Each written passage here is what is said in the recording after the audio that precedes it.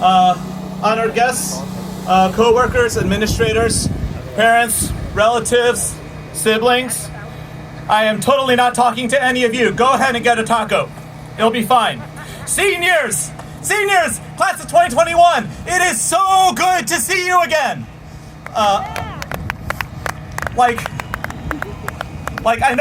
I'm using C kind of with air quotes because I can't actually see you. That would require high definition binoculars, right? But somewhere off in the distance I can sense that there's some IMSA students there. And even that is better than Zoom.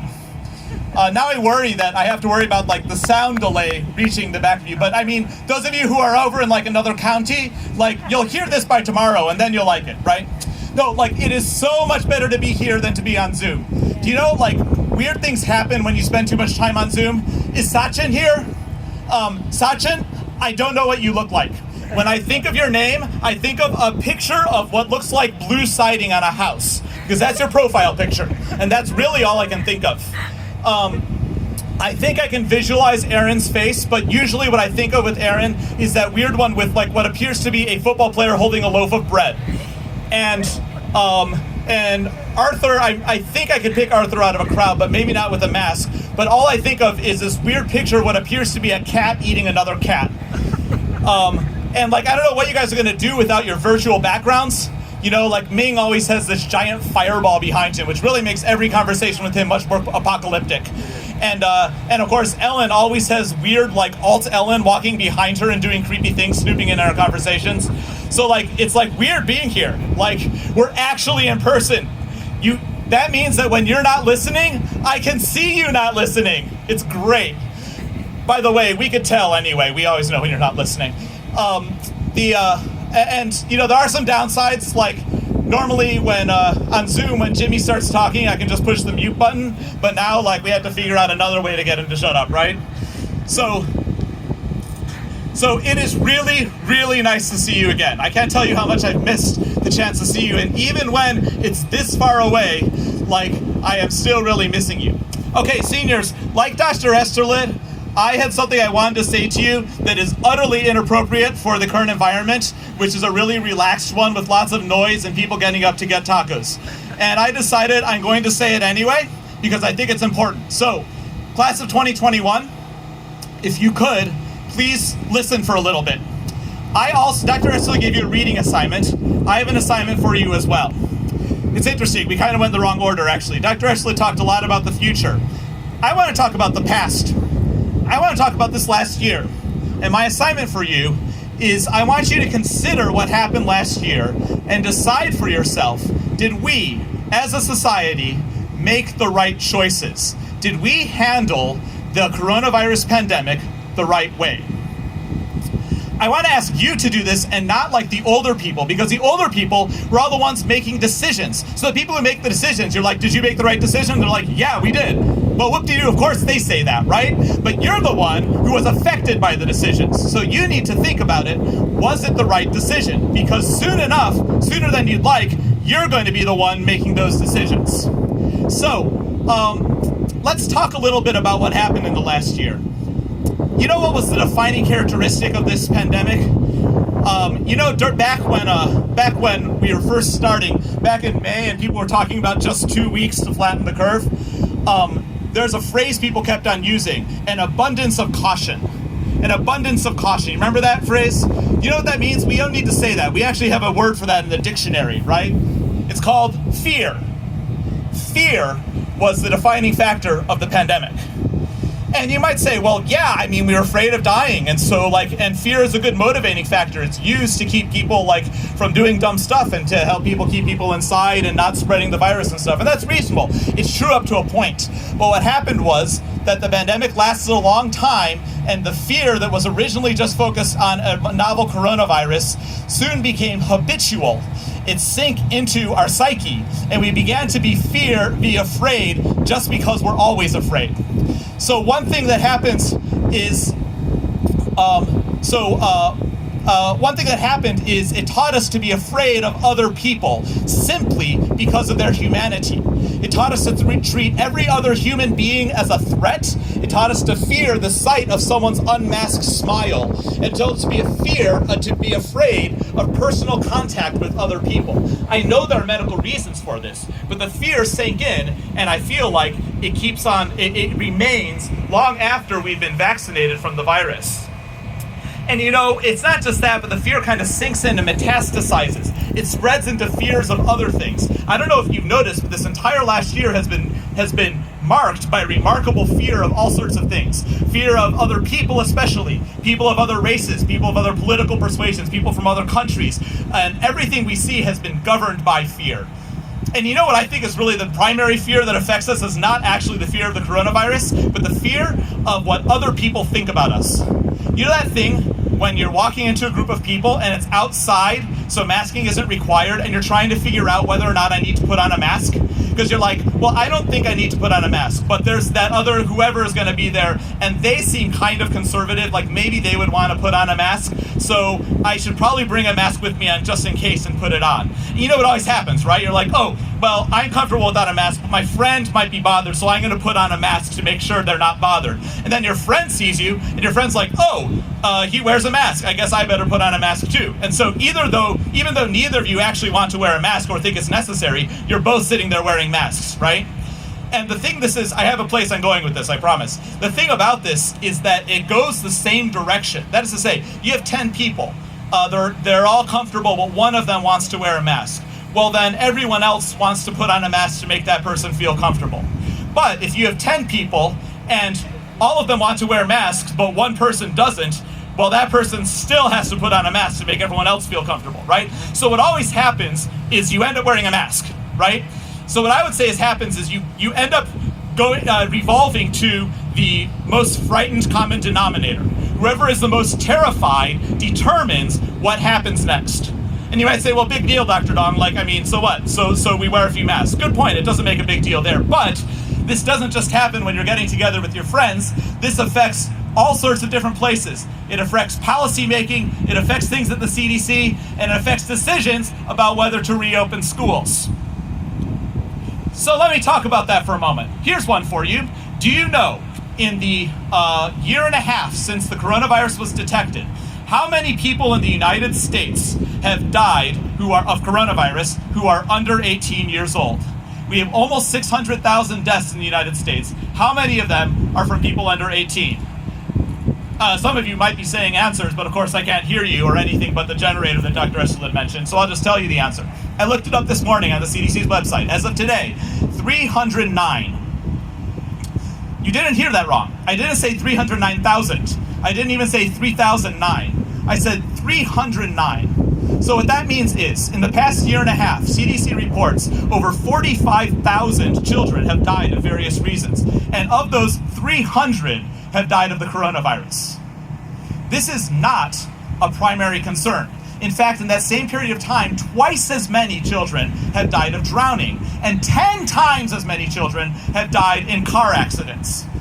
If you are under 18, which most of you are or just recently were, then you are more likely this year to die of knife wounds, to die of burns, to die of suicide, to die of homicide, to die of poisoning, to die of overdose, to die of cancer. In fact, just about every single cause of death is more likely for someone under 18 than the coronavirus. Another interesting tidbit to know is that the vaccines by Pfizer and Moderna are incredibly effective. In fact, now that we have accumulated very good data now, and it tells us that your risk of death, if you're fully vaccinated with the virus, it's still there, but the risk works out to be approximately the same risk as dying from the flu, which everyone always uses as a benchmark. So, the reason I bring all this up is because there's a question now of what to do about schools, of whether to reopen schools. And IMSA is kind of a special case when it comes to reopening schools, of course, right? Because you're coming from all over the place. But the fact is, there's something that people, I don't know, we've kind of alluded to, but I kind of want to say it out here, in case you weren't clear. Remote learning is terrible. It's so bad. Let's live it up for how much remote learning is terrible. Okay? Like, the teachers know it too. It is really bad. Like, I had it easy. Like, physics, you can do. You can make it work. People trying to do, like, biolabs, give me a break. Learning a new language, and don't even talk about remote choir, right? Like, trying to do this remote thing, we did it because we had to, but it was really bad. And listen, we did the surveys, I've looked over the data, and I've talked to a good number of students, and what I find is some of you like it this way. And the reason you like it is because you don't have so many people bothering you, you have a lot of time to concentrate and work. That's cool, good for you. A much larger chunk don't like it, but you can make it, right? You can tolerate it. It's not fun, it's not as easy as it would be, certain things are harder, but you make your way through. But the other thing that's true is that a good chunk of people, and that includes the people here, some of the people here, it was really, really hard. And we knew that. It was really, really hard for a variety of reasons. It was hard because that there are economic constraints, there were physical constraints, you had things, they had babysitting responsibilities, had to take jobs. It was also hard for simple emotional reasons, like it's really hard to be motivated by a blank talking screen. It's hard to do your homework when you're surrounded by your screaming family and you have other things you'd rather do.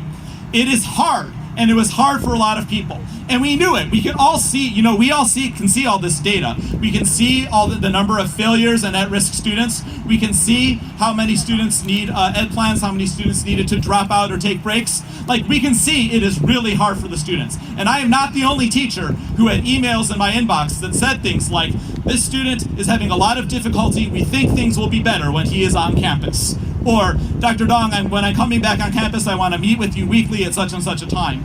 Or, this student's, things are going poorly, but we think a better environment will help. We look forward to having them on campus. We know that there are people here who needed our help and that would be helped by being back on campus. And yet, when it came down to it, even though it seemed like everyone was moving along fine and was working towards it, somehow, somewhere, there were some people who were scared. And the terror didn't stop with them, but somehow spread throughout the administration. And it's what happened before. It wasn't just administration, it was everyone. And it wasn't just fear of coronavirus. It got mixed in with all the other fears we had. Fears of losing our job, fears of losing power, fears of class not being good, fears of change, fear of losing influence, fear of not being able to teach your classes right, fear of administration, fear of unions, ultimately fear of each other, and fear of you. And so because we allowed the fear to take over, we decided as an institution, we made the decision to turn our back on the people who needed us most, the people that we could have helped right then, and we refused to. You really shouldn't applaud for that. Like, even if you agree, I understand you might be showing agreement, but like, that's not something to applaud for. And so, I feel like no one else has said it, and I'm hardly the institution's representative, it's just me, but I'm going to say it because no one else has said it. People have been treating what happened this year as though it's some kind of act of God. Well, you know, the coronavirus may be an act of God, maybe, but what happened last April was an act of man. It was an act of human beings who made a decision based on their fears. And so I want to say it for everyone. What we did as an institution last April was a betrayal of our students, an abdication of our mission statement, and a mockery of the name science in the name of our school. So, why do I say all that? Wouldn't it be better to let bygones be bygones, just move on with our lives? That's what everyone wants to do, right? I don't want you to move on. I do want you to move on. I don't want you to forget about the last year. I want you to remember what happens to an institution, to a society, when it falls into a downward spiral of fear. It happened just like Master Yoda said it would. Fear leads to anger, anger leads to hatred, hatred leads to suffering. Our fear, your suffering. So, what do we do about it? What is the solution to fear? You know, assume it'd be the opposite of fear would be bravery, but I don't think that's quite right. Bravery is the opposite of cowardice. They're both responses to fear. Really, if you want the opposite of fear, I would quote from the first epistle of John, where the apostle says, or suggests perhaps, that the antidote to fear is love. He says, there is no fear in love, but perfect love casts out fear.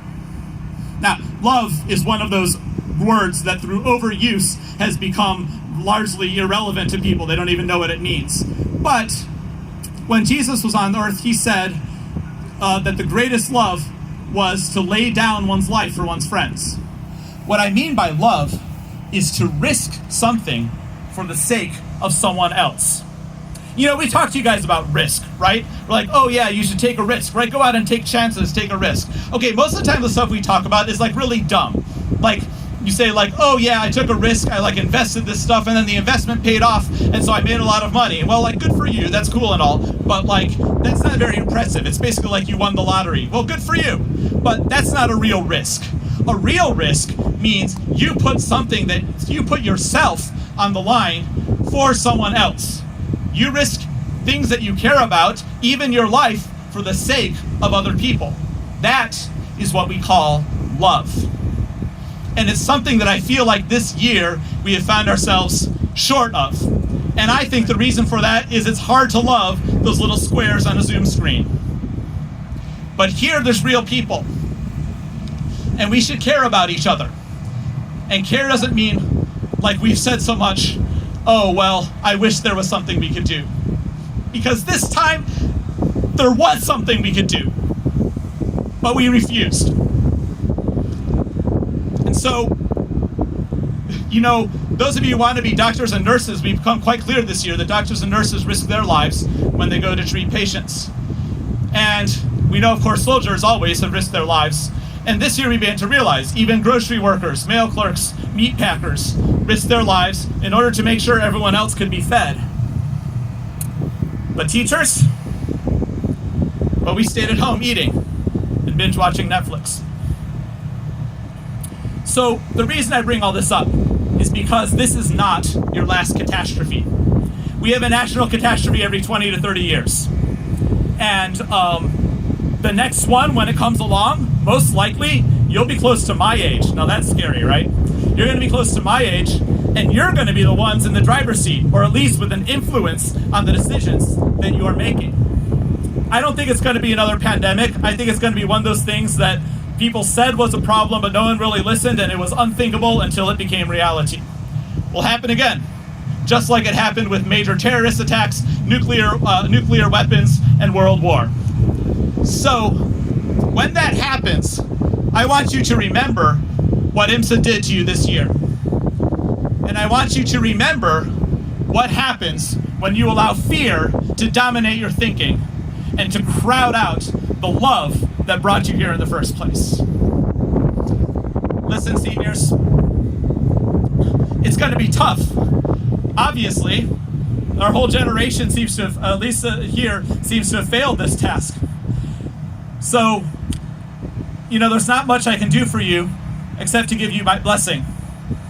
That as you go forth into all the things that are going to happen in the world in the future, that you would also find the ability to love, that you would find the peace that surpasses every man's understanding, that when you fail, as we have, you would know the forgiveness that you don't deserve, and that you would discover the perfect love which casts out fear.